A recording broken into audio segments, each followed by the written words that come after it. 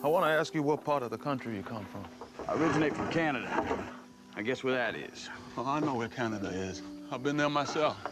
Well, travel for a slave. TJ, thank you for joining us today. Thanks for having me. What was it like working with Director Steve Mcqueen?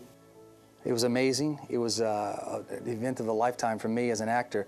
I've worked with a lot of directors, and with Steve, it was different, really different in a good way. A lot of directors are there, but they're not there, you know? Steve was there. He was pulling things out of me I didn't even know I had in me, and really pushing things to the limit. And a chance in a lifetime, and I would love for it to happen again, to work with Steve. In the movie 12 Years a Slave, what parts do you play exactly? Well, it's not a main character role or roles, not even really supporting. These are what they call extra roles. I base my whole career off of doing extra work, and it's where you're in the background, or you're handing someone a cigarette, or you're walking a dog.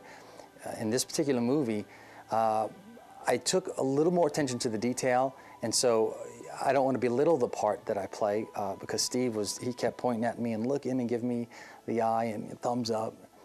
And at one point we had some period dancing we were doing, and so, for instance, hours of I've never rehearsed this much in my life for any part, but with this particular part, my character is I don't have a name. It's just like I said, an extra. But there I am dancing in the background, and take after take after take. Steve is really wanting to get something he's not getting. So every time he's doing it, I'm like, what can I add to the scene? What can I do? And finally, in the take they end up using, I think we have footage here, is I actually step out a little bit as we're applauding Solomon, the main character, for his violin playing. And I think it was that right foot forward, kind of turning to face Solomon, acknowledging him, that really stood out to Steve. I mean, I didn't speak to him about it, but if you see the footage, you'll see what I'm talking about.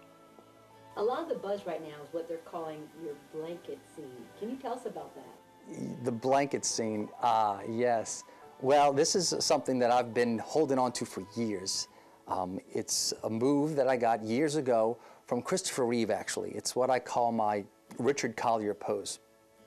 And I've never had the opportunity to use it, but in this particular blanket scene, I'm in the background as one of our main characters is coming across screen left to right, and we're in a park, beautiful day. I'm with my love interest, and she's engrossed in whatever it is that I'm saying. I'm just charming her.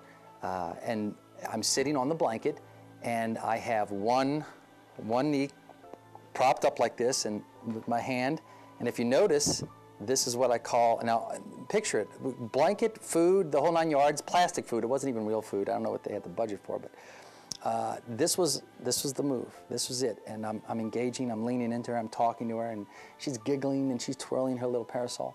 But this is my Richard Collier pose. This is the pose that everyone's talking about. I don't know if you can get it in the shot, but it was from Somewhere in Time. Jane Seymour, Christopher Reeve. Christopher Reeve played Richard Collier, and so I've been dying to do this move, and it was perfect for this particular scene in 12 Years a Slave. Huh? Too much?